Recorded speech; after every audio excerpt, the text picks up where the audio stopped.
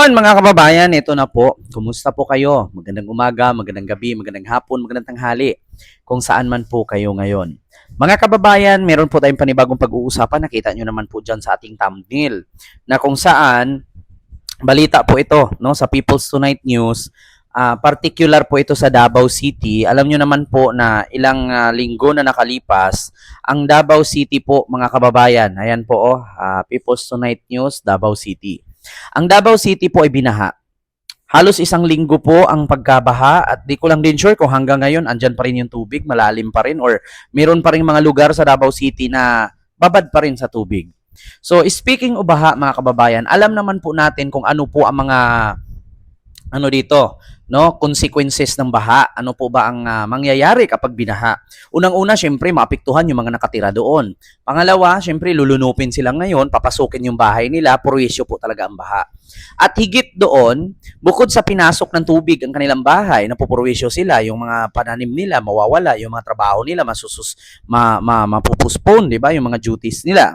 So ngayon, ito na nga, yung apektado sa baha, doon sa Davao City, 23 na po ang patay, 23 ang namatay dahil sa baha.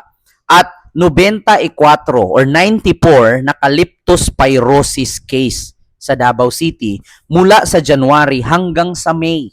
Mula month of January hanggang ngayon, hanggang May, ay ito na po ang naitala na namatay, 23. Dito po mga kababayan, basahin po natin itong People's Tonight news page. Ito po.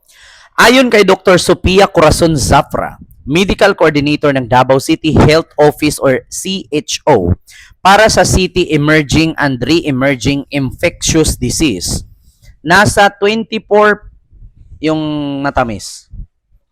Nasa 24.47% ang fatality rate ng leptospirosis na nangangahulugang halos 1 sa 4 na kaso ang nauwi sa pagkasawi. So 24.47% daw ang rate o porsyento ng pagka namamatay, no?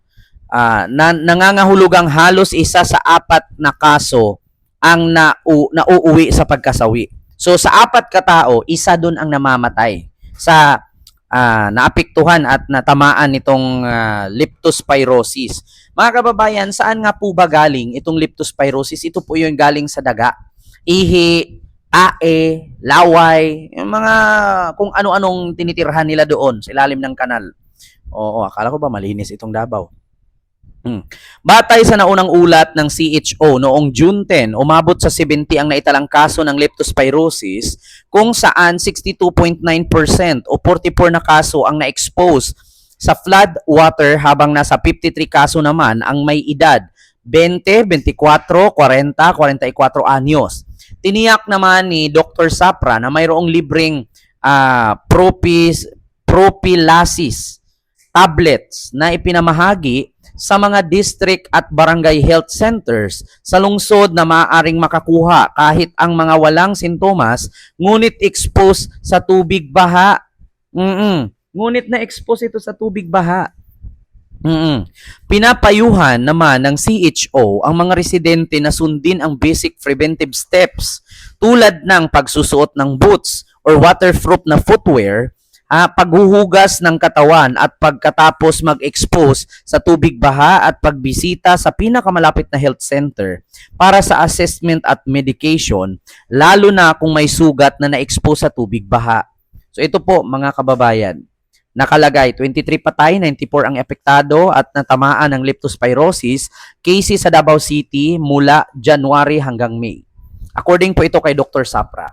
So ngayon mga kababayan, ako po'y nagsasabi na sino po ba ang namuno sa Davao City?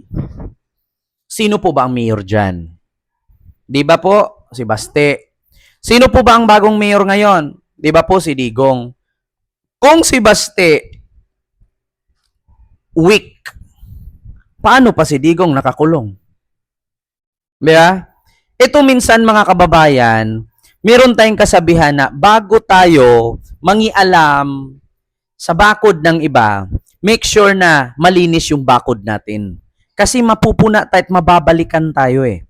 Alam nyo naman po mga kababayan na itong mga Duterte, kung pumuna sa gobyerno at sa administrasyon ni Marcos, ay grabe kung makapuna. Akala mo napaka-untouchable nila at akala mo napaka-perfecto nila. Pero, kung iisipin ninyo, syudad po ang Davao City. Syudad. Napakalaki po daw di umano ang kinikita ng Davao. Sabi nila, malaki daw ang era or kinikita ng Davao. Aanhin mo yung malaki ang kita mo kung wala namang improvement ang lugar mo. 'Di ba? Kaya nga minsan mapasabi talaga ako mga kababayan, bakit minsan naririnig ko, bakit minsan na kikita ko sa balita na itong si Sara Duterte puna ng puna kay Marcos habang si Marcos nagtatrabaho naman habang itong si Sara na pumupuna, wala namang ginagawa kundi bakasyon lang ng bakasyon, ikot na ito, ikot doon. 'Di ba? Oh, nakita nyo naman minsan si Baste, kung makabuelta kay Marcos, magmura pa.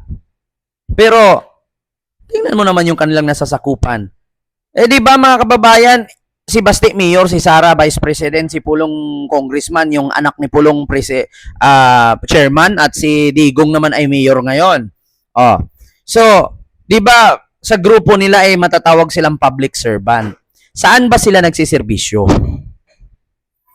Kasi sa totoo lang mga kababayan, ang laging isinisigaw ng mga taga Davao, magaling si Digong. Ang lagi nilang sinasabi, malinis si Digong. Maganda sa Davao. Pero bakit yung simpleng baha hindi nyo masolusyonan? Di ba? Aanhin namin yung puro. Kaya nga minsan mga kababayan, huwag tayong maniwala sa kwento eh. Bakit? Magkaiba kasi yung kwento sa reality.